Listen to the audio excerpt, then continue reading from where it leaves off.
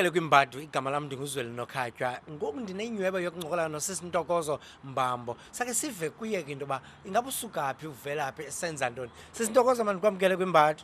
Ngiyabonga kakhulu baba. Khawundichazele ngubani uNtokozo Mbambo? uNtokozo Mbambo kokuqala umntwana kaNkulunkulu sindisiwe intombazane nje ithandela umusic ngendlela emangalisayo ngikhulele eThekwini ekhaya eMlazi. Oh, eMlazi. Yebo ngakhulela eMlazi ngakhulela emndenini la khona kuthanda uNkulunkulu ngendlela emangalisayo and futhi kuthandwa nomculo as well la khona ikhaya la khona every day it's either kukhulunywa ngoNkulunkulu noma kuyaculwa kahle kahle both every single day and ngibonga uNkulunkulu ngalokho ngoba iyo leyo background engenze ngaba umuntu lo engiyuyena namhlanje. Hangichazele phaya ekhaya ngubani lo ngumama ngutata ngubani lo ucula ngamandla? Kahle kahle masikhuluma iqiniso ibona bobabili umama wami ube worship leader esontweni ngisakhula ubaba futhi kuyena owayecula ithena esontweni futhi wayenza ngisho sound esontweni so honestly ngingathi yibo bobabili. So usuka kwifamily enengcambu ezisemculweni. Kunjalo nje ngincelebeleni. Ndikuvile. Now wena ke le talente yomculo waziqaphela nini uba chini umama notata bakuncazele kuyo?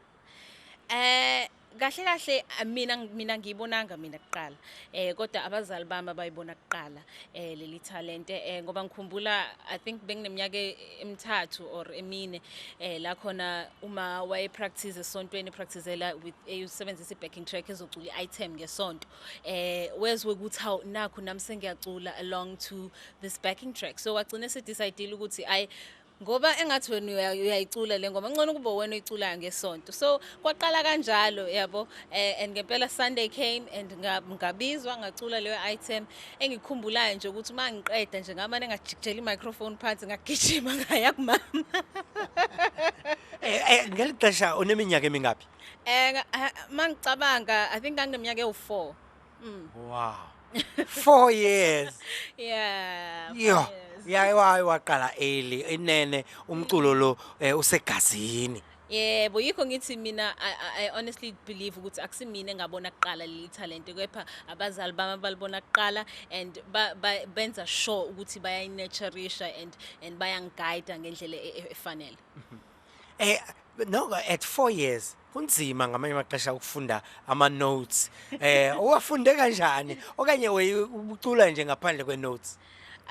Ngangicula ngaphandle kwama notes kumina I think ngoba kwakuyinto exciting futhi engangibona abazali bami beyenza so kwakubuye kuyinto enhle yabo ngaleso sikhathi so it wasn't necessarily important ukuthi ama notes athini mina nje kwakumnandi nje kuyiculela nje.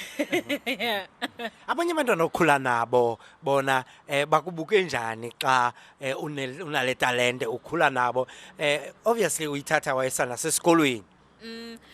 Bengijabulela kahle kodwa futhi eprimary angitshelanga umuntu futhi ukuthi ngiyakwazi ukucula kahle bazi ngonyaka wami wokugcina kuleso sikole ukuthi hawu kahle ngiyakwazi ukucula kodwa nje ngangiyintombazana I think because I was a very shy girl so ngangafuni ukuzi-expose nokuziveza so nje ngangithanda ukuyihlalela ekhoneni lami ngiyifihle. Yeah. Alright. Ntokozo enkosi kakhulu bekumnandi ukuncokola kunye nawe. Ngiyabonga kakhulu baba. Enkosi kakhulu. Ukanti ke lo besincokola naye apho uNtokozo Mbambo usichazela ke into ba umculo lo wadibana nawo nini edibana nawo njani kambe ke ehamba kunye nathi ngawo unganyebelezeli.